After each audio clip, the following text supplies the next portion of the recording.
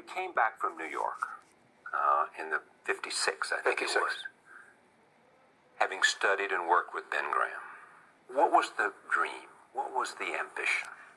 Well, it was kind of disgustingly low. I didn't know what I was going to do. I had about $150,000 at that time, and I felt, if I earned 10% on that, that'd be $15,000 a year, and I could live big on that at the time.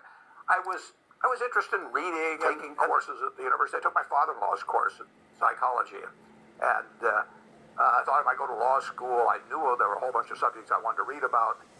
And then I sort of stumbled into this partnership a few months later because 7 members of the family said, we want you to handle our investments, and I didn't want to do it one at a time or tell them what I was doing. So I put the 7 together in a partnership that had $105,100 in it. You can guess who the $100 was.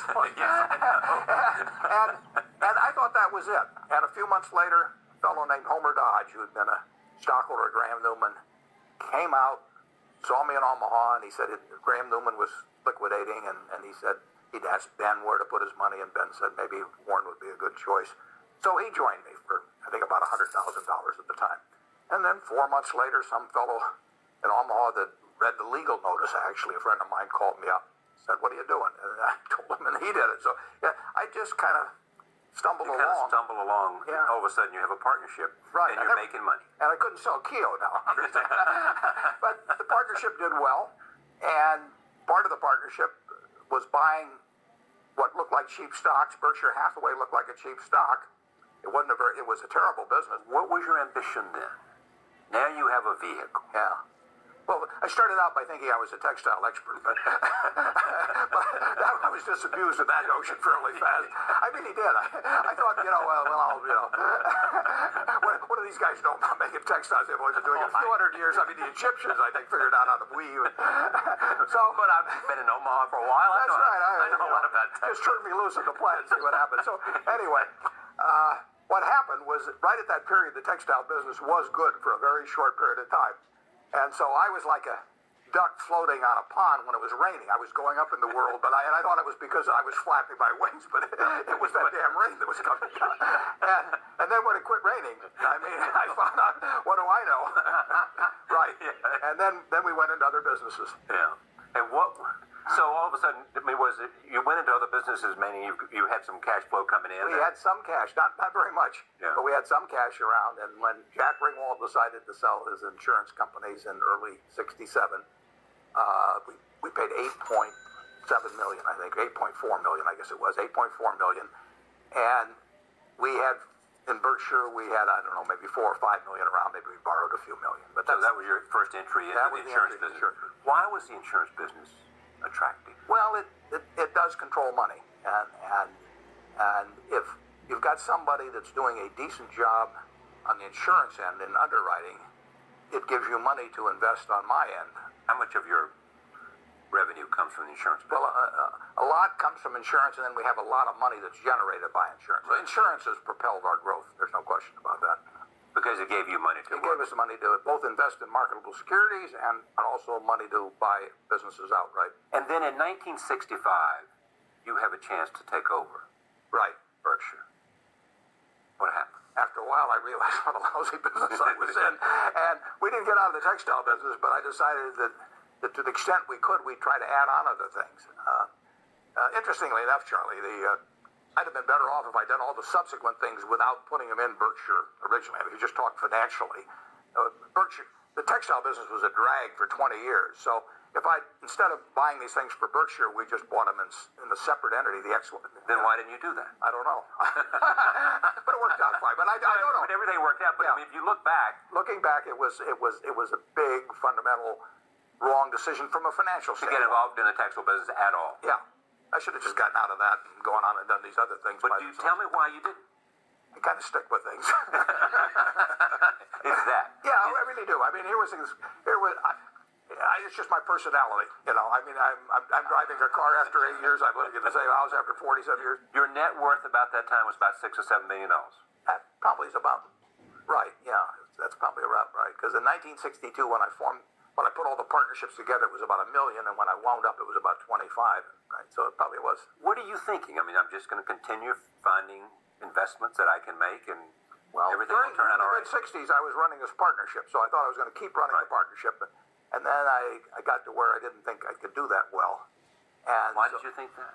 Well, the market in '69. Oh, the stock market. The stock market just went crazy, and it was a little like, in 1999 and 2000. I mean, I was left behind. And I didn't want to do things I didn't understand and that didn't make sense to me. But I also didn't like sitting there while everybody else was, running rings around me. And my partners were probably not saying it, but they might think, has this guy lost it? So I gave them all the money back. And I gave them the shares of Berkshire and got a lot of them myself as part of that. And then I just kind of got more involved in Berkshire. It became my painting. I was only painting an hour or two a day at the start, and then I started painting like crazy. So you had a stake in Berkshire. Right, and I actually bought more, but I just decided I'd put all my money in Berkshire and ride with it. And ride with Berkshire as a vehicle, just as a kind of an extension, a corporate extension of me. Yeah. And are you out of the textile business by then? We got out of no, we did not get out of the textile business for 20 years. I even bought another textile company. I mean, this is, I'm going to confess. This is like a revival meeting now. I'm going to just go up to you and we need forgive me, will you? Because I bought another textile company. I bought something called Wambeck Mills in Manchester, New Hampshire. Why did you do that? Only my psychiatrist knows. I thought I was going to solve something by doing it. I mean, I solve something? Well, I thought that these two put together would do better. Some crazy thing. I mean, I did it myself too. No management consultant told me to do it. So it was about 85. I mean, 20 years later, before we got out of the textile business. They got out of the textile business. I said it's a little bit like watching a parade with all these other textile companies, and you stand up on your tiptoes, and then everybody else stands up on their tiptoes too. And all that you don't see any better, and your legs hurt. And that's what happened with textiles. In 1973, would maybe your first run at the Washington Post, you began to buy shares. Yeah. How did you come to the conclusion? I looked at the prospectus in 1971 when Charlie and I first met Kay Graham one time, and they were going public right at the time of the Pentagon Papers. And then in 1973,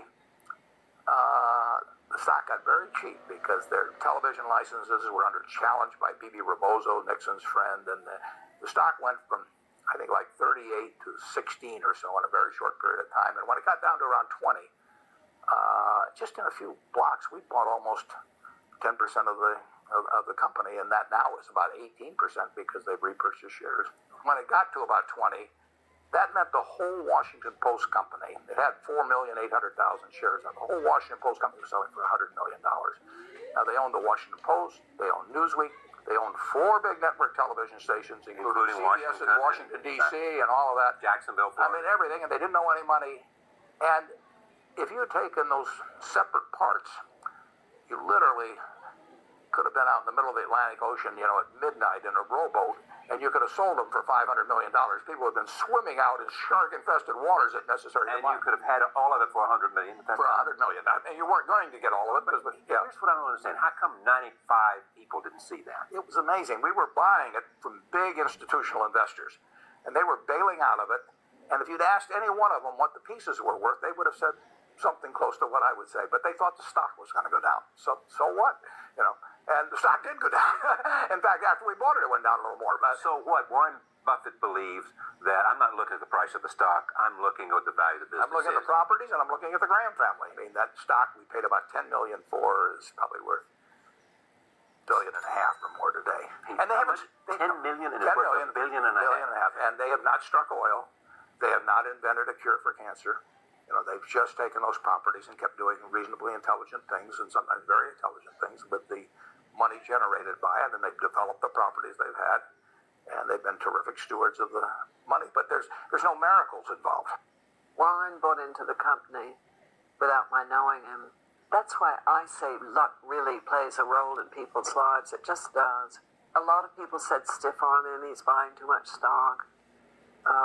He means you no good. And my native instinct was, let's take a look.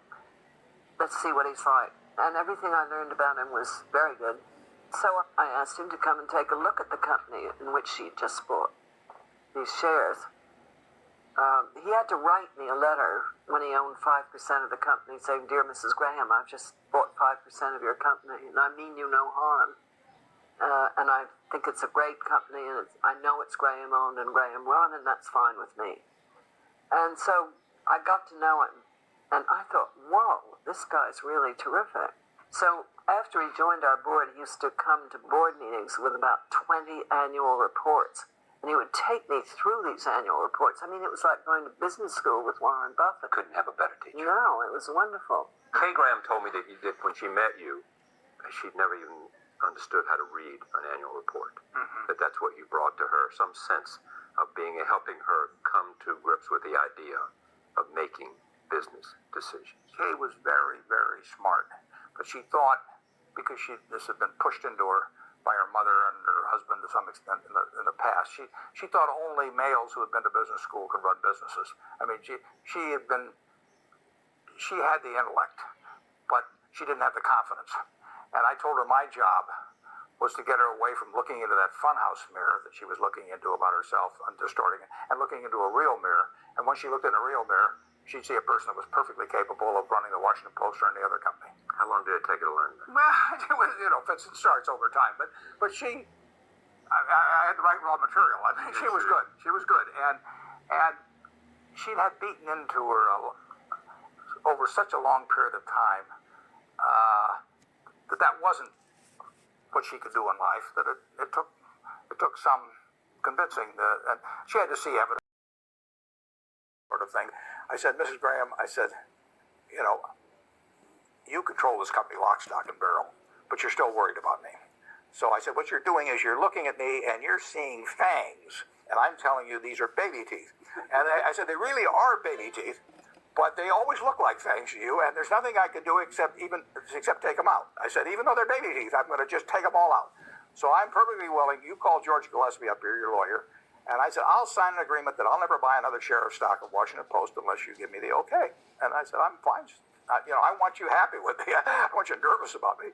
And so George came up, and I took out the baby teeth, and she saw fangs falling to the floor, and we got along great ever. Okay, but you already had. We had $10 million invested or not? Yeah, we had $10 million invested. We had 9%, 9 and a fraction percent of the stock. I told her the smart thing is to repurchase your shares. I mean, and the shares I would otherwise buy, you should buy for the company, and we'll all get richer if you do that. And she had a lot of other people advising her otherwise, but she decided to do it, and that's the reason we now own almost 18%, I believe, of the company instead of 9 and a fraction percent. The Buffalo Evening News was bought in 1977, right. And I gave Kay first shot at that. You did what? I gave Kay first shot at that. You said, if you don't want to buy it, I'm going to buy it. Why would you do that? I just felt that, she'd been good to me, and we were a big holder, and they were in the newspaper business, and she wanted to buy things. So I just said, I'm not gonna find that I went up to see Vince Mano on a Sunday and bought this thing away from you, so that you otherwise would have bought. So I gave her a shot at it.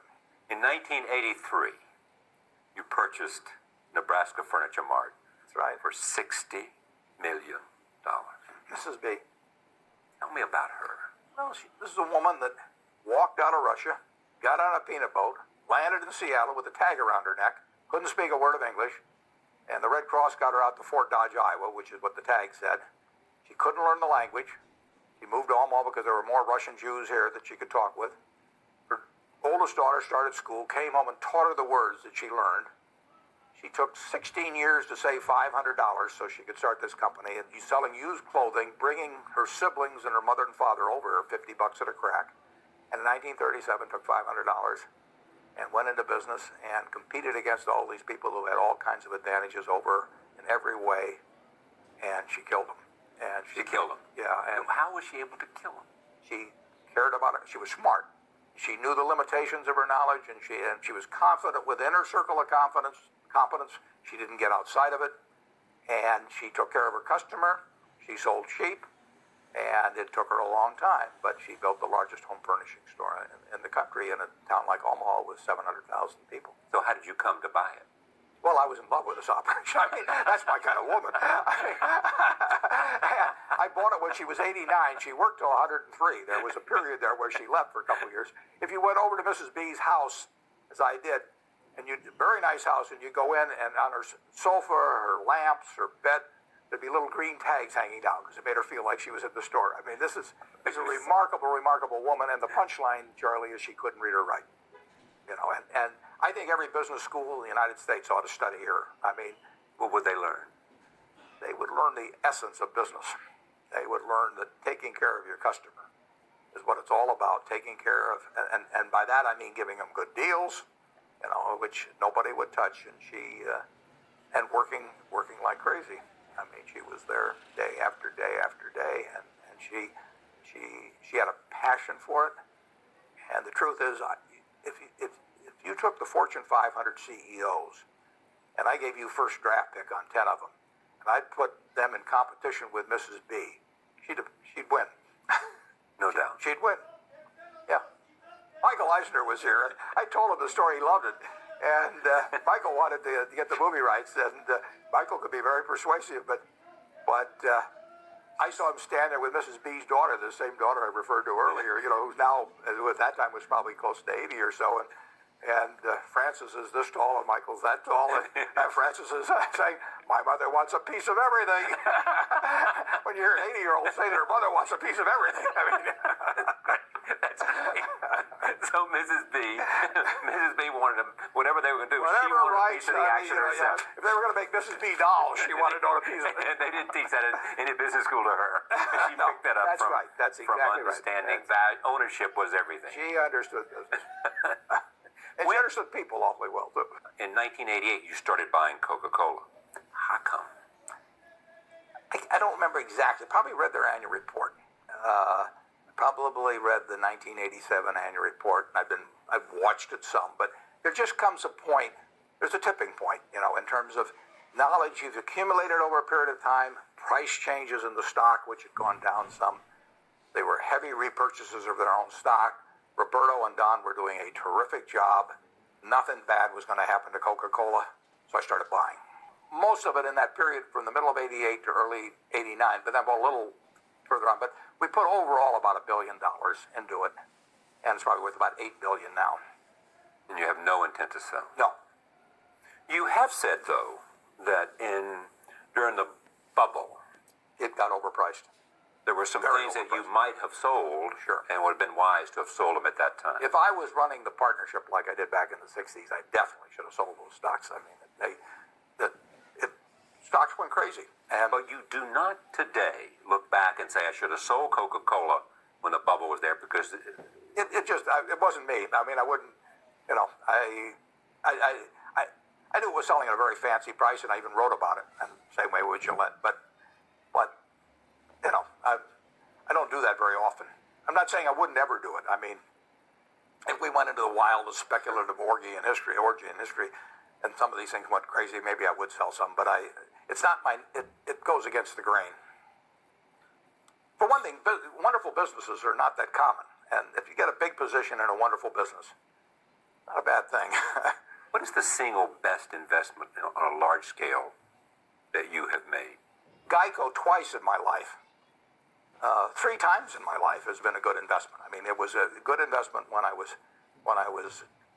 really 20 years of age, and when I put 3/4 of my net worth in Geico when my net worth was like $10,000, and that caused my net worth probably to double or something like that, and that was great at the time. In 1976, the company got in trouble, and we bought what turned out to be half of the company for like $40 million, and then in 1995 or so, we bought the other half for $2 billion, and that was a good deal. So it's been a triple play. Help me understand this. You're sitting with more than $40 billion essentially in cash. Right. You could buy some big businesses, I would assume, for $40 billion. Right. But you don't see any at a price that you want to own. That's right. And when I look at the deals that have been made in the last year, there's not one I'm envious of. So, I mean, it isn't like we missed them. It may turn out that I should have bought one of them, but I mean, there's none that I feel, gee, I wish I bought that last year.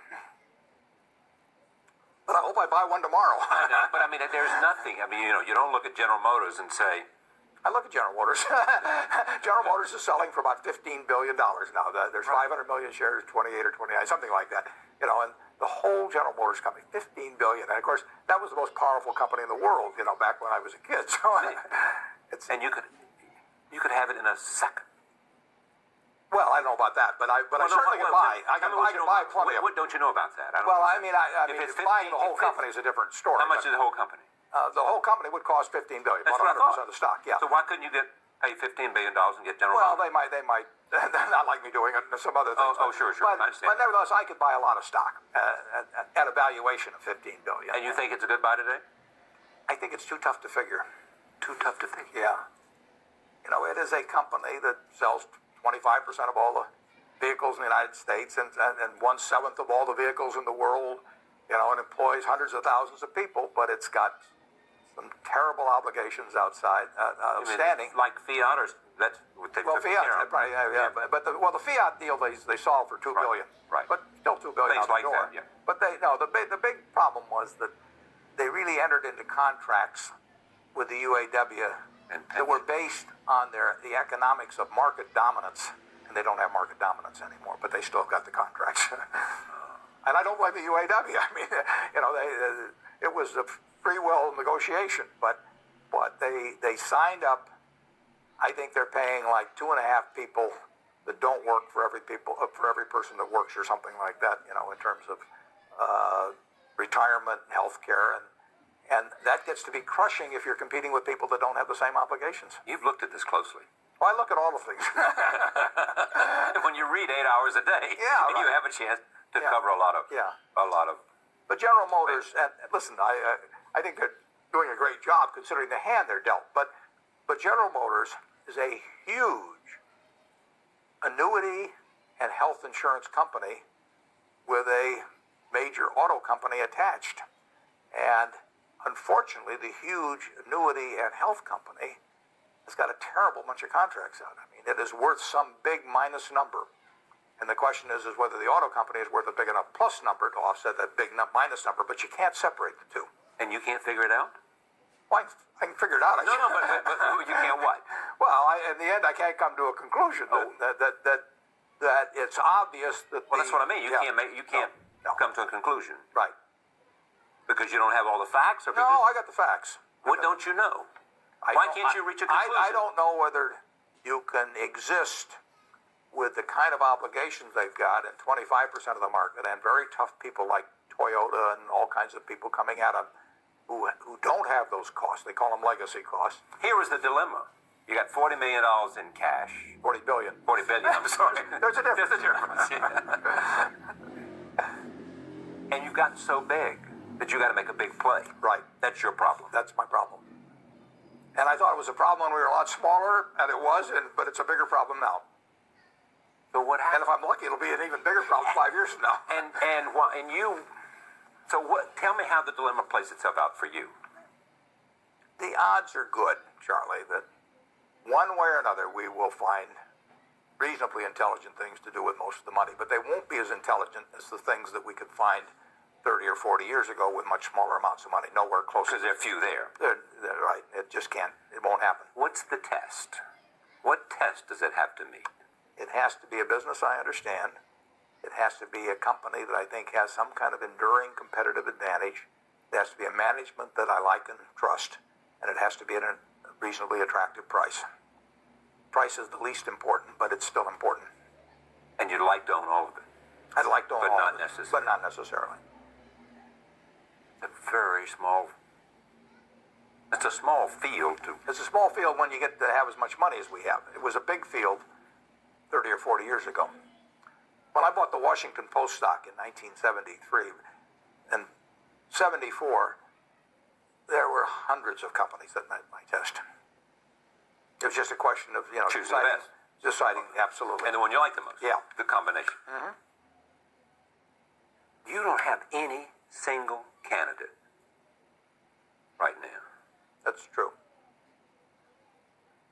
That's why you see these tears in my eyes. It is. I mean, tell me the emotional feeling. I mean, No, I don't mean tears, but there is a certain sense of It's Yeah, but happened. It's happened before. I mean, I closed up my partnership in '69 because I didn't feel there were any opportunities then in what I was doing, managing money, and there weren't. I mean, at least for me. And in the year in 1999 and 2000 in the general stock market, there was certainly nothing attractive. And we found some businesses then, but it happens from time to time. I mean, I am not in a business where you can do something smart every day. I'm not even in a business where you can do something smart every year, but I may be in a business where you can do something smart every 3 or 4 years. Yeah, but I mean, I read every day about one more big deal by a group of private equity guys in the paper today. Right. Yes, And they're using other people's money, and they get an override, and their calculus is not the same as my calculus. And right now, that enables them to pay way more.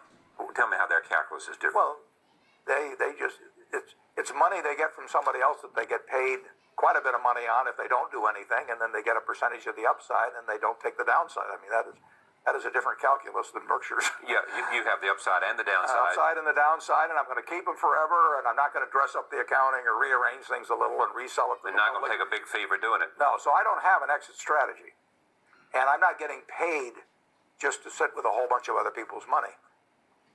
It's my money. We sat down again with Warren on June 29th, 2006, after he had made some acquisitions since we last spoke with him. We talk about the future of Berkshire Hathaway. Right. The last time we talked about the rise of Berkshire Hathaway, you were sitting on, give or take, $1 billion, about $44 billion. You didn't find anything that you were very interested in making an investment. Since then, you've made some investments. Yeah, we've spent over $10 billion this year. And, one was ISCAR. one was ISCAR, which was $4 billion, 80% we bought of a $5 billion business. Pacific Corp was $5 and a fraction billion. And we're finding a few things. The important thing is to find big things. Okay, for you have a unique size scale problem. I'm looking for elephants. But my question is, did anything change between, say, 2004 and 2006? I mean, because you don't look at the economy as much as you look at the business. I only look at the business. There's never been a business that I passed up that I liked because I had some view on the economy that maybe it'd be better next year. Yeah. There's never been one I bought because I thought the economy was going to do particularly well this year. I look at a business. We're going to hold it forever. If I hold, let's say I live 20 years, that's pretty optimistic, but let's just say I do. In those 20 years, there can be a lot of good years, there can be a few bad years, in the economy.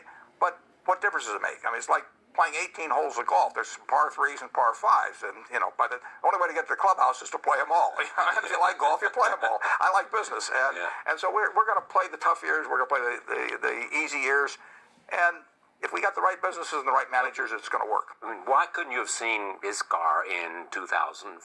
Because it was just that company. Nothing happened to them, or nothing happened to you to make the investment in 2006 rather than 2004, except the CEO wrote you an email. That's right. I never heard of the company in 2004. That's the reason. Okay. Very hard to do it if you haven't heard of the company. And I never heard of Eitan Wertheimer, but he wrote me a letter in October. This is the guy who's the CEO. He's the CEO and the owner and his family. And he wrote me in October 2005, and he told me a page and a fraction about the company, and he said, Berkshire is a logical home for us, and he said, I'd like to talk to you. So he came over from Israel, and we talked.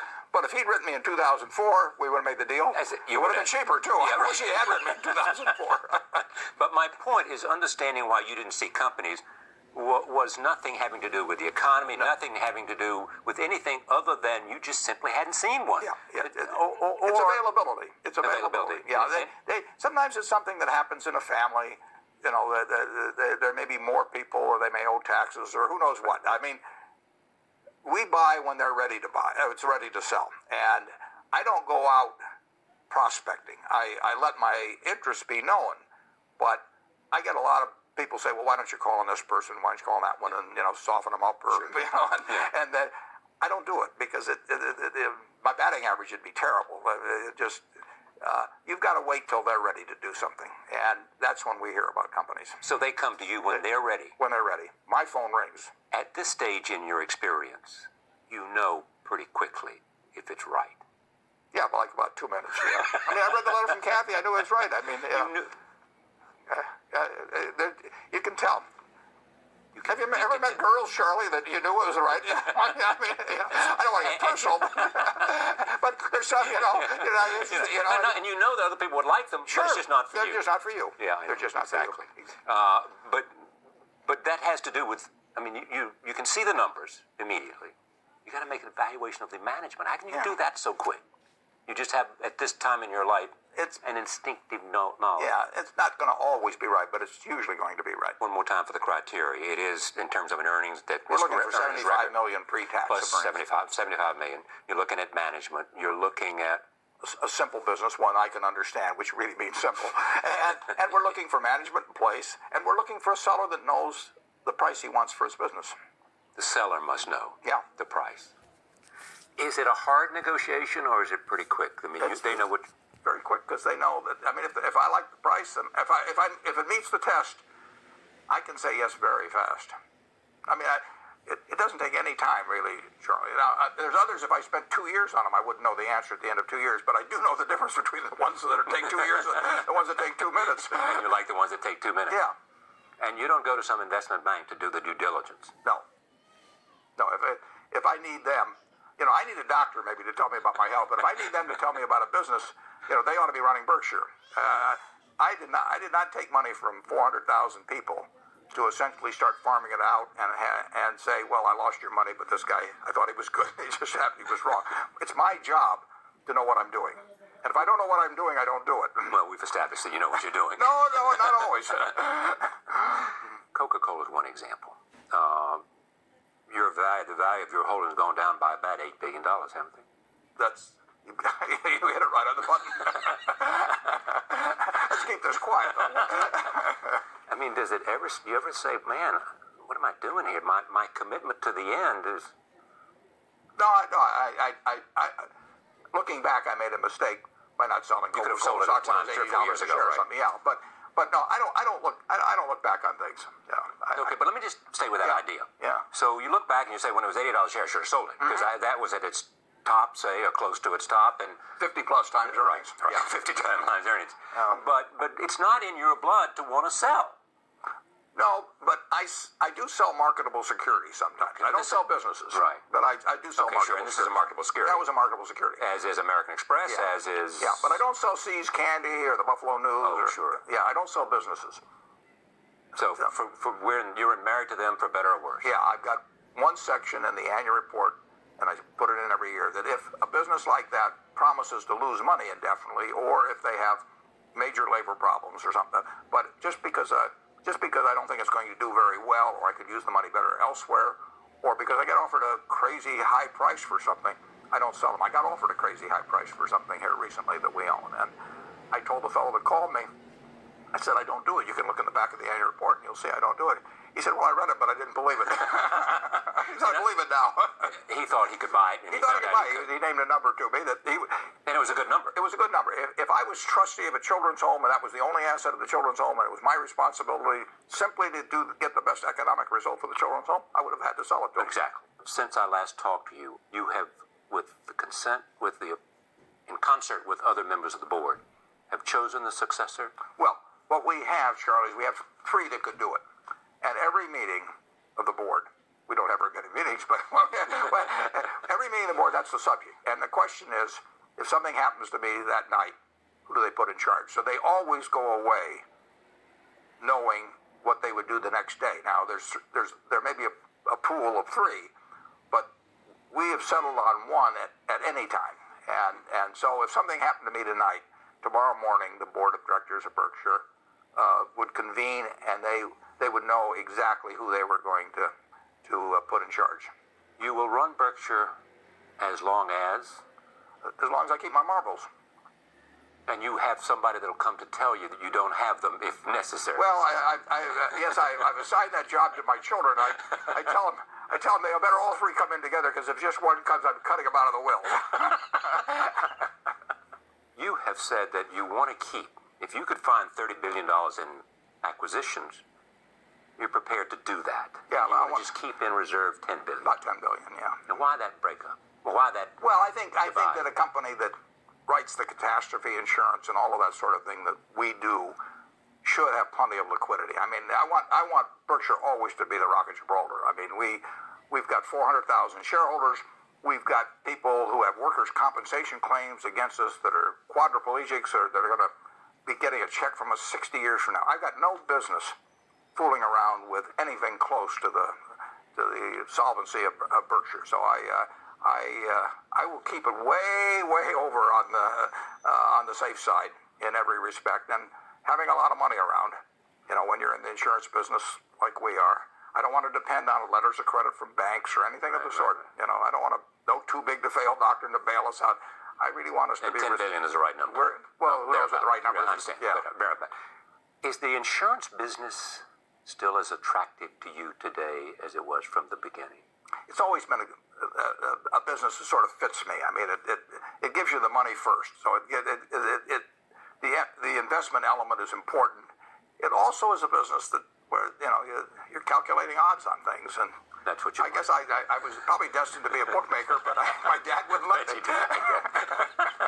You can calculate odds, but I mean, in the insurance business, is the increasing number of hurricanes, increasing number of terrorism is a fact of life today. I think so. No matter how you can write a policy against all those things, I mean, does it make it any less? Is it?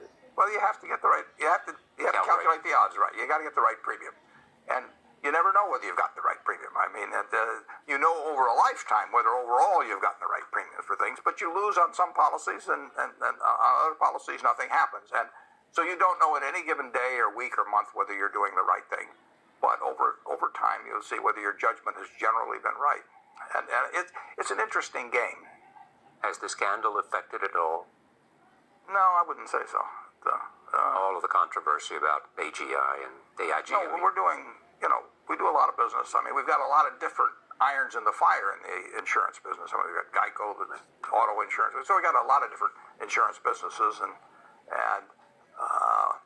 so it'll be the most important business at Berkshire throughout my lifetime, and probably a long time thereafter. One thing you're doing is looking out to international companies.